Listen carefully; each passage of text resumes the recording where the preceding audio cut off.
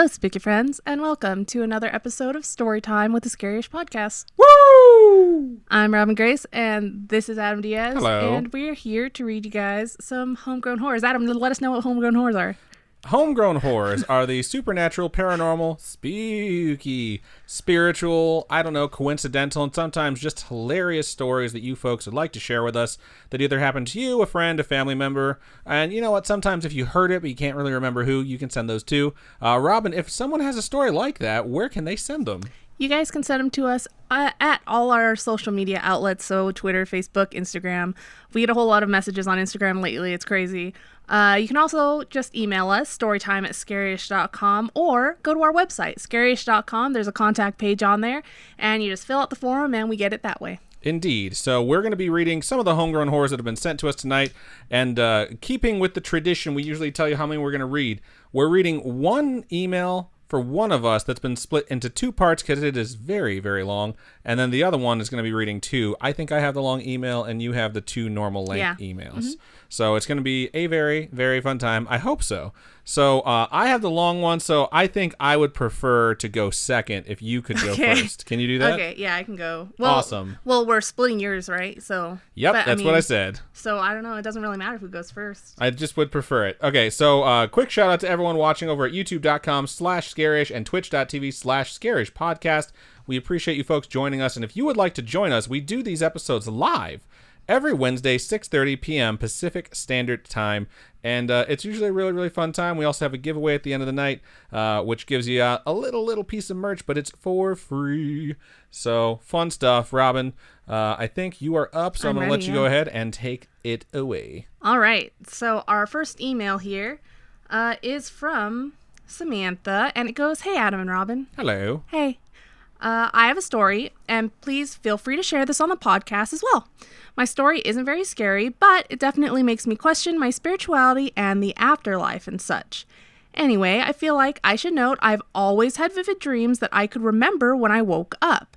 So much so that I would come out of my room in the morning and my mom would be like, "What weird dream did you have last night?" Wow. That's funny. That's funny when your mom's just knows you. Yeah. Anyways, my grandparents and I have always been close, but I grew up as an only child and spent so much time with my mother's parents. Unfortunately, by the time I graduated high school, my grandpa was diagnosed with Parkinson's. That's really rough. Yeah, that's really sad. It was very hard for us to watch him deteriorate, and eventually my 5-foot-tall grandmother could no longer take care of my grandfather. He lived the last year and a half of his life in a veteran's home in southern Ohio. It was only 5 short years after his diagnosis that he passed away. He passed on July 3rd, 2017. And here's where the story starts. Quick shout out to Pip and Padelo, who followed us when we were off the air and just subscribed to us. Thank you so much. While we're on the air. Thank you. On the morning of July 2nd, one day before my grandpa passed, I had a dream right before I was waking up that morning. My dream took place in my grandparents' house they had when I was growing up. So I was sitting in the kitchen with my grandmother when her phone rang. She picked up the phone, and it was the veterans' home calling. They told her that my grandfather had passed, and I remember feeling so sad. I stood up and walked into the dining room where there was a large sliding glass door that led to the porch. I glanced outside the glass door to see my grandfather walking up the porch. I was stunned, but so happy to see him. He walked in the door and hugged me, and I could smell him and feel him hugging me. I was crying immediately, and he just said, "I love you, and it's going to be okay." That's a really sweet dream to have. Yeah, it really is. I squeezed him extra tight and woke up weeping and hardly able to catch my breath. While I was asleep, my husband had already been awake and was watching me cry in my sleep. But something was telling him not to wake me up. That's really sweet. It's like he kind of knew. Yeah. I couldn't believe what had just happened, but I knew my grandpa was there with me in that dream. The next night is when my stepdad had called me to tell me my grandpa had passed. And basically, I'd already known. I know he came to say goodbye one last time. And I'll never forget this for the rest of my life. And honestly, I'm so grateful to have had that experience. What's even crazier is I lived in North Carolina and my grandpa was still in Ohio when he passed. I'm not much of a religious person, but this was such a gift. Thanks for reading. Sorry, it's a little jumbled. I think it's a perfect story. It is.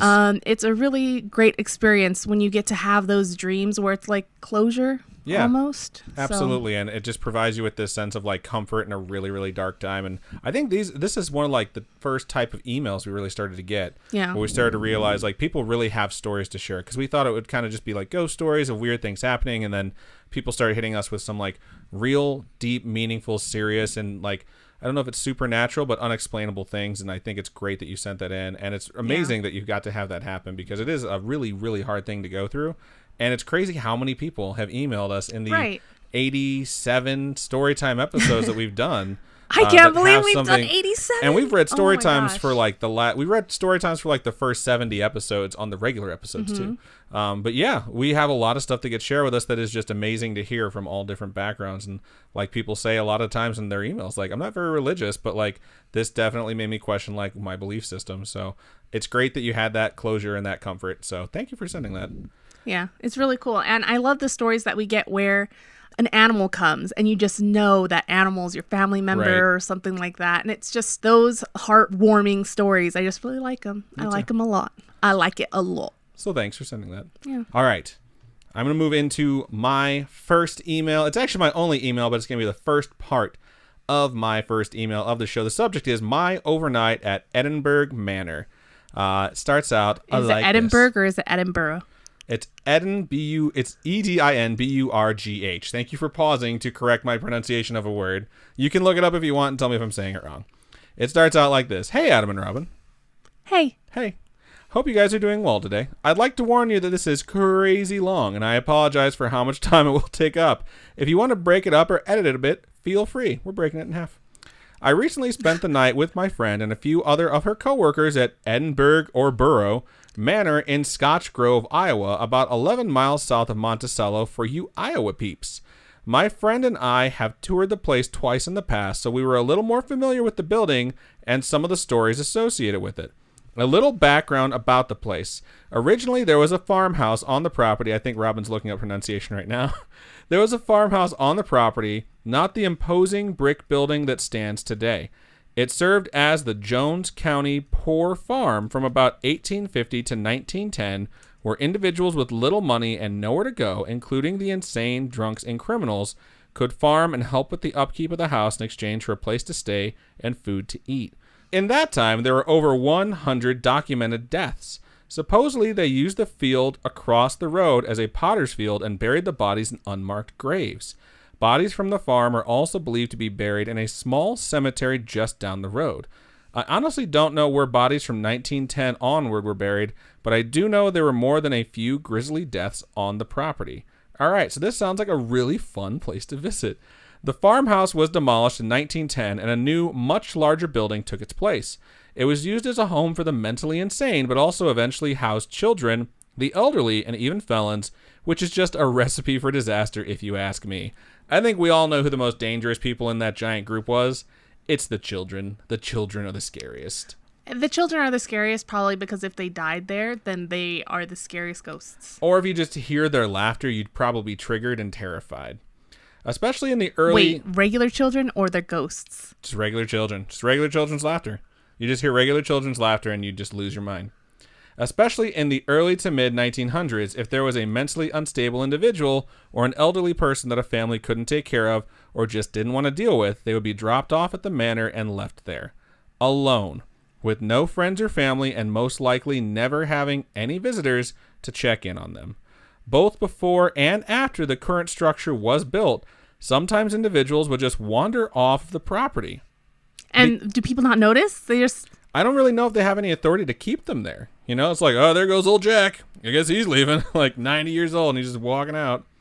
Because it was a county home and was overseen by the government, they had to go look for them and document that they had done so. So there you go. Needless to say, they didn't always look very hard and just let people disappear and end up God knows where.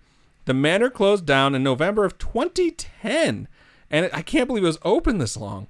And its remaining residents, who were referred to as, quote, inmates, regardless of what they were there for, which is just horrendous, were either sent to live with family members or taken in at other care facilities in the surrounding towns. So they were called inmates instead of patients? Yeah. They're just treated like crap. This is really good, by the way. This is really good information.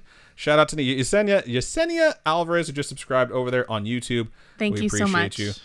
Personal items such as toys and puzzles, books and slippers, as well as dishes, beds, still donning bedding and pillows, desks, chairs, and other furniture were left when the residents and staff abandoned the building. So it's got some nice ambiance going to it. Why didn't they pack stuff up and, I don't know, donate it or something like that? Why'd they abandon it so quickly? Maybe it's not in the condition to donate? I don't know.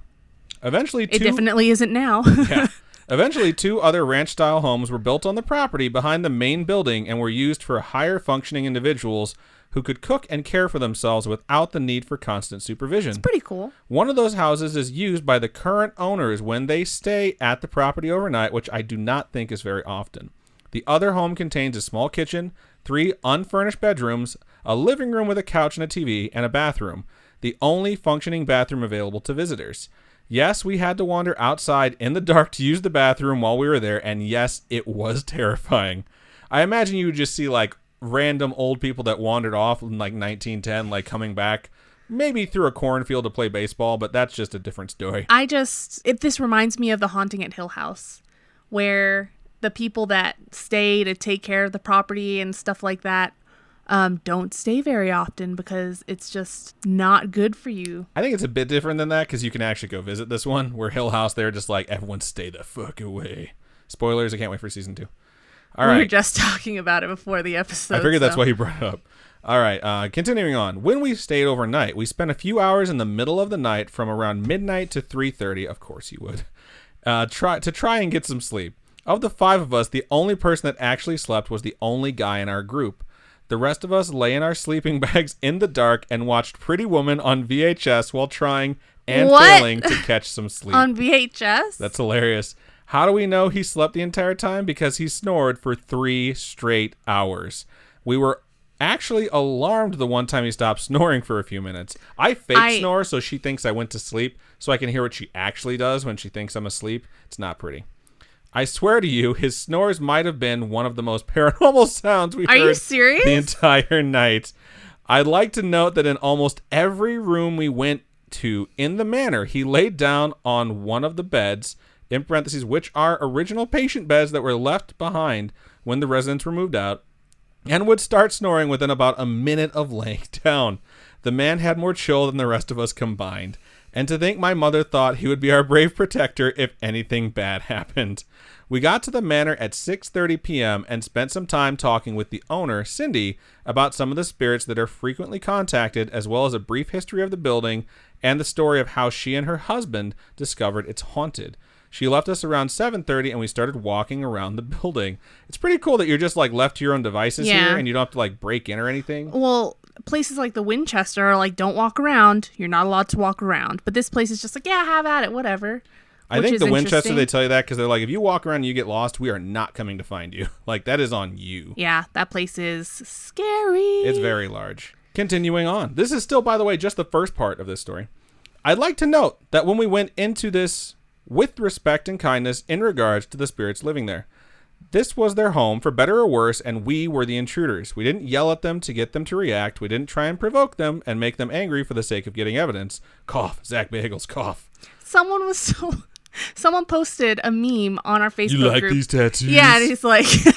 And the ghost, of course, is like, yeah, that shit tight. I don't even know what the ghost actually said. I don't remember what the ghost said, but it was along the lines of the ghost saying, the tattoos are fucking sweet. I could not roll my eyes harder when I saw that meme. I was like, is this a joke or is this some shit that actually happened on that show? No, it didn't actually happen. Really? No. Oh, that's disappointing. I would imagine, though, it's not that crazy. All right, gonna keep going. When we asked if we could be in a certain room and were told to go, as we did... Okay, let me restart that. Okay, rewind. You have to make the sounds of rewinding. When we asked if we could be in a certain room and were told to go, we did, and we used a spirit box. We were polite when asking questions and friendly and encouraging when we got responses, but again, we were the visitors here. As I mentioned, we did use a spirit box throughout the night, which I know Adam sort of debunked when he covered EVPs, but I still believe it allowed us to contact a few spirits. You know what I think really happens with stuff like that? I think it's just whatever higher function you can like ascend to kind of gets activated a little bit. I'm not saying you're going to go Super Saiyan because you have a spirit box, but if you have any latent like ability to like contact something, it's just like an outlet. You know what I mean? It's something that you can kind of use, or I could just be making shit up. Who knows? Probably that. We also had an infrared laser thing. I honestly don't remember the name of it, but it was sort of like a flashlight that projected lasers that spirits could walk through. Kinect. So you could see them. A high-tech camera and an EMF, which is an Wow, electromagnetic you guys field. were like totally outfitted with a whole bunch of stuff. An EMF reader and a recorder with multiple very sensitive microphones. I don't know if we got anything on the recorder, and the recordings probably won't be heard by any of us anytime soon because it belongs to my friend and she has a toddler and works full-time. So she has kind of had her hands full right now. We started in the basement. You should just send them in so Robin can listen to them because she loves doing that. I'll make sure the lights are off too. We'll just stream that, Robin listening to stuff. We won't even be able to hear it. We can just watch her reaction. I know this is a tangent now. I saw a fucking Twitch channel that was like a camera for an intersection in some random town. And there were like thousands of people watching it. And like some dude would walk up in a red shirt and the chat would be like, red shirt, dude, no shit. And then like a truck would pull up and everybody would be like, the truck's amazing. And there was like an archway in the back that led into like a park. And every time someone went into it, they're like, feed the arch must feed, it demands human sacrifice. The best thing I saw was someone say, now I know what pigeons feel like. Because it's like people are just sitting around watching random people go by. Okay. There's a meme of it out there on the internet. It's absolutely hilarious. All right, I'm going to get back to this. Sorry about that. I don't know if we got anything on the recorder. They're not going to listen to it. Friend has baby. We started in the basement while we still had a little bit of daylight because, bitch, you better believe we weren't going down there once it got dark.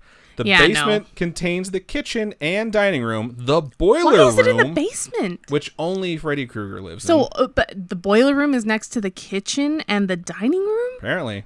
An old padded room and the laundry room. Sounds wrong. That's where they kept Freddy. Yeah. Throughout the... I mean, he lives in the boiler room. I don't know how much you've seen the movies. Oh, no. But, I mean, padded room. Crazy person. Who knows?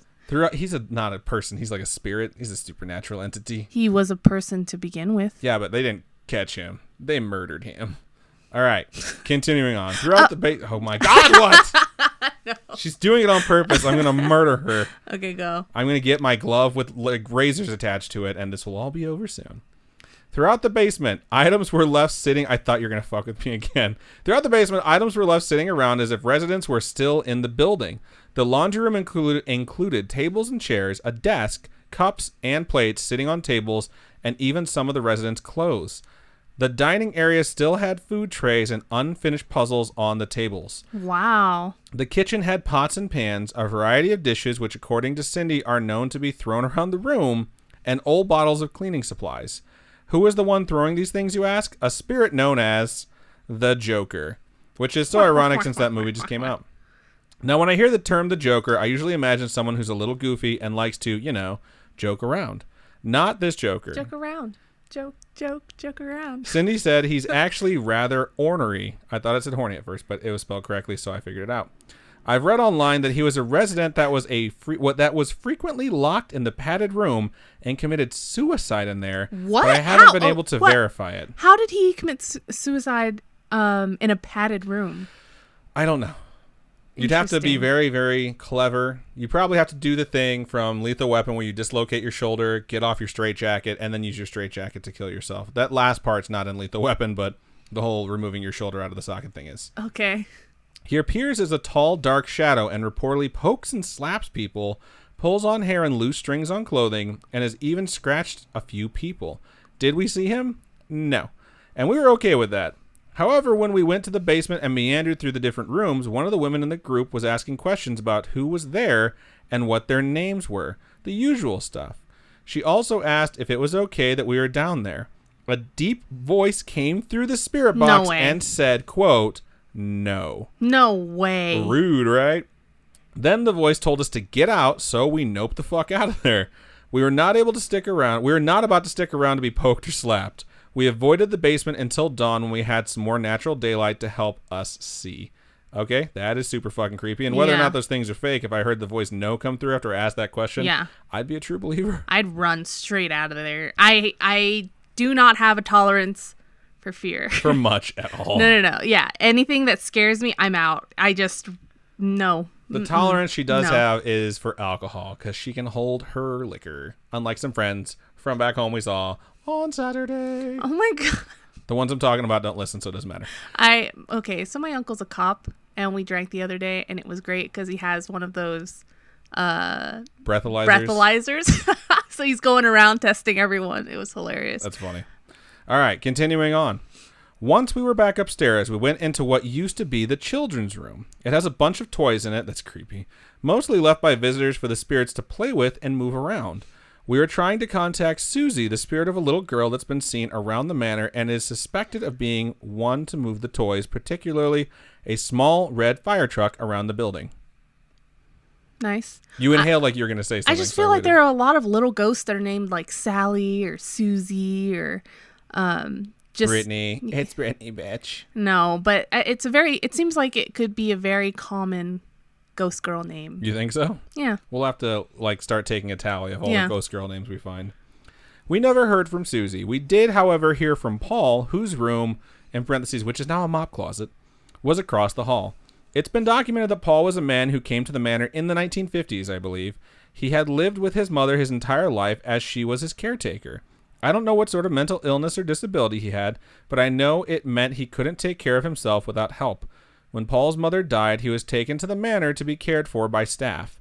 About after a week, Paul was found dead in his room after committing suicide. Wow. He had managed to hang himself from his doorknob, which I don't know exactly how he did it. Someone slammed the door. I don't know. But I do know that to use his doorknob like that meant he was very determined. The door still resides at the entrance to his old room. Paul's name kept popping up on the spirit box the entire night, the same voice time after time, as though he were following us around. We never entered his room, but when everyone else continued down the hall, I stood outside his door and told him I was so sorry that he felt he had to take his own life. As someone who has been at that point, as low as you can go, I empathized with him. I told him that I hope he's happy now because everyone deserves to be happy, even if it only happened in the afterlife. And that's where we're going to stop for the first half. So what happens when they get to the other rooms? Will they find more ghosts? Will the spirit box have more voices? Find out next time on Dragon Ball Z. This exact show in like 10 minutes. That guy that killed himself, it just seems so strange that he used a doorknob. And I wonder. I think he hung himself from the doorknob. How? I don't know. Probably by lifting his feet up. Who the fuck knows? Lifting his feet up? It's just like when you're on that ride at Disney where you don't want your feet to get wet, so you keep your feet in the air the whole time. That's how that works, right? You can just do a really long crunch until you die. Oh, okay. I don't know. It's all speculation because it's probably fake. You never know. I mean, maybe the doorknob was really high up. I feel like buildings... Maybe Paul was really, really short. I think buildings like this do have a lot of history, and a lot of people have come and gone, and I don't think it's very out of the ordinary for someone to try to take their life in these facilities when you were left alone, I don't think that's out of the ordinary at all. I think that you were asking me questions to speculate on how you would do it with a doorknob, and I absolutely have no idea. Wow. Anyway, so, okay, fine. The second email of the show, the subject is story. Solid. It sounds really interesting. It begins. Hello, Adam and Robin. Hello. Hello. I'm not sure how to go about this or start an introduction, but my name's Tavin, as in Gavin, with a T. Right on. Hello, Tavin. Hello. It just reminds me of Tavon from Guardians of the Galaxy. That's because we've been on that ride so much. Anyway, so I'm a 22-year-old male. I've been listening to your podcast since July of 2018. Quite a while. Nice. Thank you for the support. Noise. I won't go into a backstory of how I started listening to you because it's a long one and I don't want to bore you or the listeners. But needless to say, I appreciate what you guys do and I hope I save up enough money to come meet you guys at the Winchester. Oh, this is so long ago. Yeah, I think this one didn't get sent through properly because it was timestamped from March. What? So it's and I checked to see if we had this anywhere and I couldn't find it. And on top of that, Spooky Mom that read it did not call it out as something that had been read before. So that's so sad. Okay. But it's here now. It's here now. You can watch the video of the Winchester Mansion event that we did. It's on our YouTube channel. You guys can go check that out. So the start of my story is back when I was 18, just graduating high school. And honestly, I've never really encountered anything paranormal. And I was super, super skeptical about it all. I thought it was all fake until I started hanging out with some college kids right before I graduated. You must have been like the cool high school kid. I didn't have college friends when I was in high school. You did, though, I'm assuming. I had friends that were just the grade above me that had gone to schools nearby. So, Okay. It's not like I went out to fucking bars and met college kids or anything like that. It's just people that I knew before they graduated. They had a light-up Ouija board they would bring out once or twice, and me and my friend played, and it would spell out some names and words, but nothing that would convince me that it was real until one day. I wanted to experiment being the dumb teenager I was, so I bought a glow-in-the-dark Ouija board at Barnes & Noble. Thanks, Barnes & Noble, for supplying us with evil objects. Right. Sponsor us. I love Barnes & Noble. I love books, period, but whatever. I mean, look at all the shit that I buy. It's insane. Look at all the comics that we have, and this is just comics right here. There's another bookshelf outside. There's another box full of comics somewhere. The few times that I played, I got some names and a few silly answers that I thought my friends were just joking around with me until this one time I played. It was late at night, I'd say maybe 1:30 or 2, and me and my ex and my friend were drunk, and we decided to pull out the Ouija board at my house. Yeah, stupid, I know, but my friend wanted to prove that it was all fake, so we pulled it out, and he started taunting the board, saying stuff like, if you're real, I'm calling you out, or fuck you, spirits. If you're real, you'll show yourself right now. So basically the opposite of the story that I had just read. Just taunting and shit, yeah. Not to mention drunk. But you're a drunk college student. Of course you're going to be like, I am invincible, you know? I guess, yeah. I told him to stop because I didn't want him taunting spirits. So I told the board goodbye and put it away, and that was it for the night, until 6 days later. My dad had a roommate living in the back of our house in an RV, and he came in, started a conversation with me, and then brought up something that changed my life. He started asking me if I had a Ouija board, and in my mind, I know I never told him, and in no way would he ever know. So I said yeah, and then with a concerned look on his face, he asked when was the last time I played it. Oh shit, this dude's a medium, and he's like, there's something around you. And I was like, 5 days ago, and he said, you fucked up, shaking his head. I guess his girlfriend was a paramedic or something that would zip up dead bodies or something with the dead. And he told me they were after her, and that there was a guy with a hook for a hand that would sit on a tailgate on a broken down truck in my backyard. What tripped me out was he knew I had a Ouija board and knew when I played it. So, okay. Yeah, there's a lot to unpack in that last sentence. So this email has turned into Candyman very rapidly. So, okay, this guy lives in the back in an RV. This guy's girlfriend is a paramedic or something. And he told me that they were after her. So the spirits maybe were after her. I don't know. So the spirits must have been after her. And there's one spirit that would sit on the tailgate on a broken down truck in their backyard that had a hook for a hand. Okay, yeah. So that's how I heard it too. Okay. So here's the scariest part. Fast forward 1 year later, I'm chilling with another friend that lives behind the house. So I went out to hang with him. He told me to bring my board over because apparently he had encounters with Zozo and the Greys. Why? Okay, if you're having encounters with Zozo, why are you going back in there? I'm just saying, like, leave well enough alone. So Zozo and the Greys, which is another word for aliens. And a couple nights before is when he had the encounters. Okay, so we started playing and he started taunting the board like, why aren't they showing themselves or why aren't they answering? Quick shout out to Lindsay McBride watching live in YouTube. It's her birthday. Happy birthday, Happy Lindsay. birthday. All of a sudden, he says, bro, why is the board saying if we want answers backyard, backyard, backyard? Whoa, that's creepy. You're What? just being silent. That's It's not just, good for an audio medium. No, I know, but it's just like, what? And I started to cry, honestly, because I never told anyone, and he knew. And it brought up the memories a year ago, and the guy with the hook in the backyard that my dad's friend told me about, and he knew there were spirits in the backyard talking to him through the board. After that, I wanted nothing to do with the board and told him to burn it. I haven't had any encounter with him or the board, which is strange.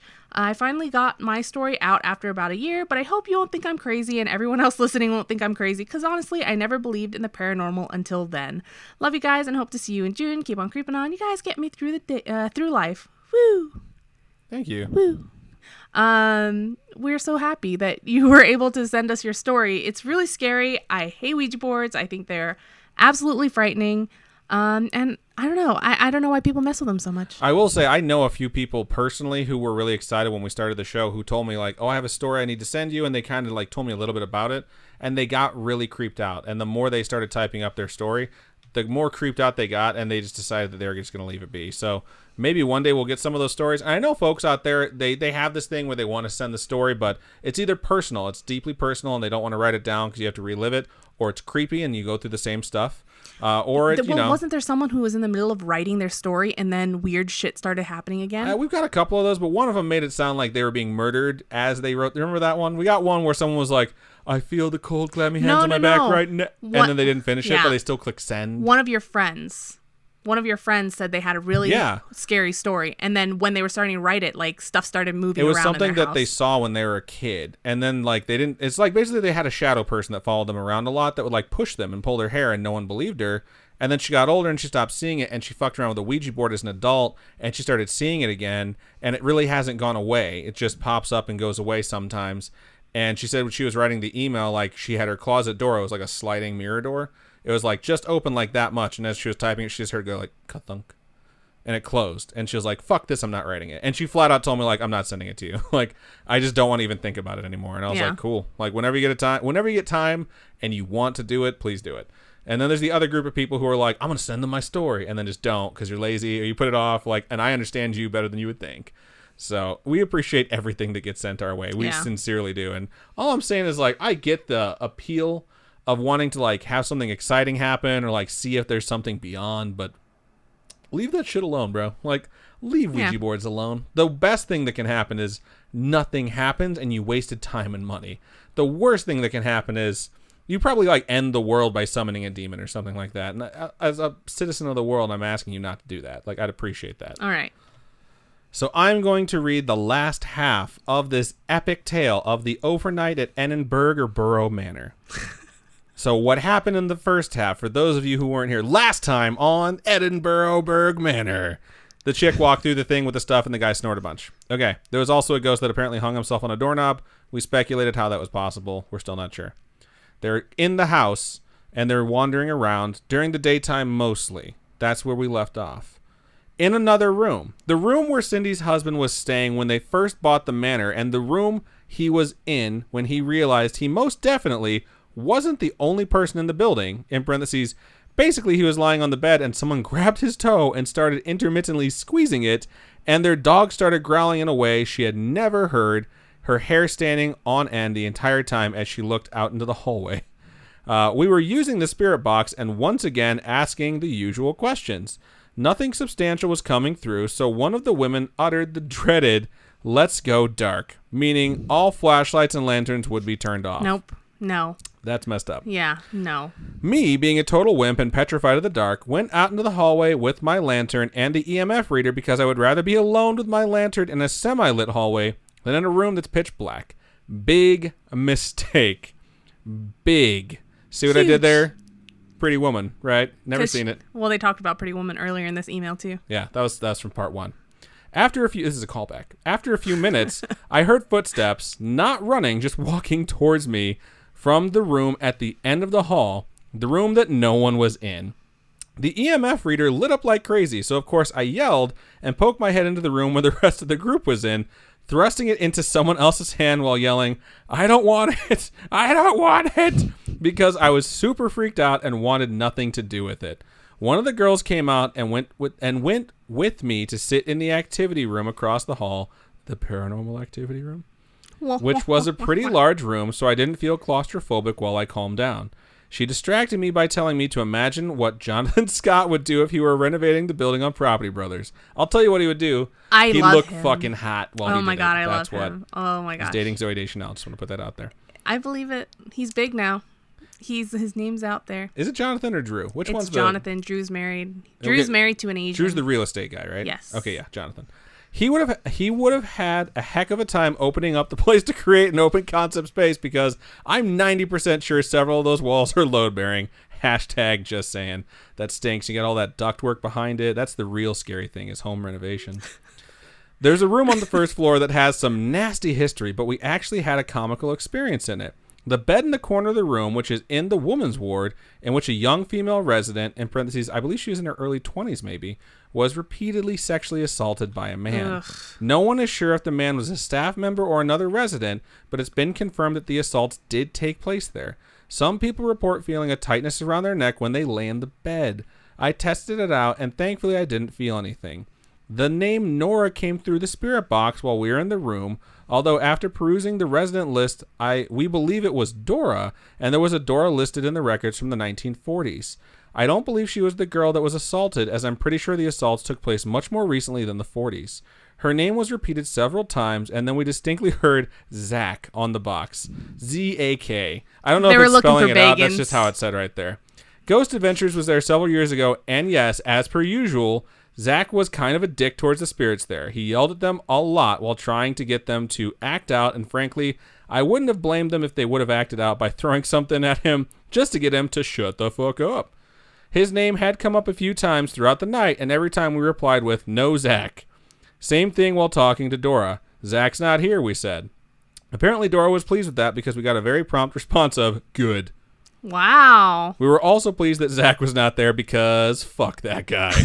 The email says it, not me. However, I totally, wholeheartedly, 100% agree. We received several other, and we just talked about it in the YouTube chat in between stories too. We received several other names as we went room to room, several of which we could verify by looking through the limited list of residents kept in a binder down in the main room that we had our things set up in. Snacks, drinks, gear, etc. Albert and Harvey, to name a few. We also got the occasional go or leave as we asked if we could be in the room with them, and even what sounded like a little girl singing once or twice. I know most of what we witnessed came through a spirit box, which you may or may not believe is an accurate way to converse with spirits, but based on some of the responses we got, I really do believe we contacted one or two of the residents there. And while we didn't have a really wild experience, I'm still glad we went, and I would do it again in an instant. Maybe if we're in town, that would be super awesome. Hopefully we were pleasant visitors to the ghosts of Edinburgh or Borough, whichever one it is, past, as we really did try to be respectful of their space and the things that happened to them. I've attached a few pictures to give you an idea of just how abandoned this place truly is. There's a bunch of pictures. And I'll post more to the Spooky Friends page after this comes out. We will reply to you right now and let you know that it's going to come out on Friday so you can post the pictures. Thank you so much for being who you are and doing what you do. You have such a positive effect on people just by doing this podcast. And I can honestly say I so look forward to Tuesdays more than any other day of the week. And thank you so much for taking the time to read my book report on the pod. Keep creeping, Kelsey. Thank you so much for taking the time out of your day to type all of this out, because obviously it's not easy. No. To type such a long, it's like writing your own novel. It's great. Yeah, and it was fantastic research too. It was riveting. Really well written. Cliffhangering. It was great. No, that's a very solid, thorough account that really, really makes me want to go to this place. I feel like they should post this on their website, and that they should probably, give you free tours for life or something like that. Because that was pretty awesome. You should let them know sincerely that the story of you going there is going to be read on the podcast, and just have them listen to it, because that was awesome. And they probably get a kick out of hearing like something about their place read on the podcast. Yeah. So it was really good. Thank you so much for sending it, Kelsey. We really, really enjoyed it. I love the thing about Zach. I think that's hilarious. Fuck Zach. God, I hate that guy. So I just want to thank everyone who sent in their stories this week. We sincerely appreciate it. I know it takes a lot. Still, we love reading these, and folks love listening to them. I hope some of you can make it out for a live episode so you can interact with us while we do, because it's a mixture of talking about the stories that we read and kind of just hanging out together, and it's a really fun time. What's so funny? Yeah, no. Ghost Dunk's just like, we have to go to Mo for the official results first. That's so funny. But thank you again. If you have a story you'd like to share with us, you can email storytime@scarish.com. That is our email address. Our website is scarish.com. If you go there and click on contact us and you fill out that form, it comes directly to us, which is pretty twit. You can go to facebook.com/scarishpodcast, message us there, @scarishpod on Twitter, @scarishpodcast on Instagram. Thank you to so many of you who reached out to us. There's a lot of times where people reach out to us, and it's not just to give us a story, it's to give us a meme or say that they appreciate what we do, or just bullshit with us. Nice. It really is. And it helps us, get we motivated. Feel appreciated and motivated, and like we've had bad instances in the past, and they're very few and far between, and there's literally thousands of amazing positive interactions with you folks, and we want to just thank you all from the bottom of our heart. For those of you who've got them dollar bills, y'all, Robin, how can they give them to us? So you folks can go over to patreon.com/scarishpodcast, and that's a monthly donation. We have a whole bunch of tiers. They start at $1 and up from there. But we have a whole bunch of different options there for you. You can check it out. And then we have coffee.com/scarishpodcast Podcast, so ko-fi.com/scarishpodcast. Those are all one-time donations, and those donations will help us upgrade our studio setup and hopefully upgrade this little computer that we It have. is happening. Yeah. There's no doubt about it. There's no more traveling to be done. My friends have decided to hold off on these weddings that they've been doing so much. 3 in 60 days, people, all in Chicago. You're fucking killing me, but I love you all, so I had to go back for all of them. So that's held off on my end of the bargain when it comes to paying for this computer, but now I can put some money into it, and I'm super excited from all the folks that have donated, that have made it so much easier for us to upgrade this thing and not do it all on our own dime. Shout out to all of you. Because it would never happen. It would never happen, so it's been amazing, and I'm very excited to do that. Thank you again for everyone who sent in stories, and to everyone who listens. We sincerely love you from the bottom of our hearts. But I think that's everything we have for Storytime 87. So, Robin, go ahead and sound us here. Keep on creeping on, and we'll talk to you guys later. Bye-bye.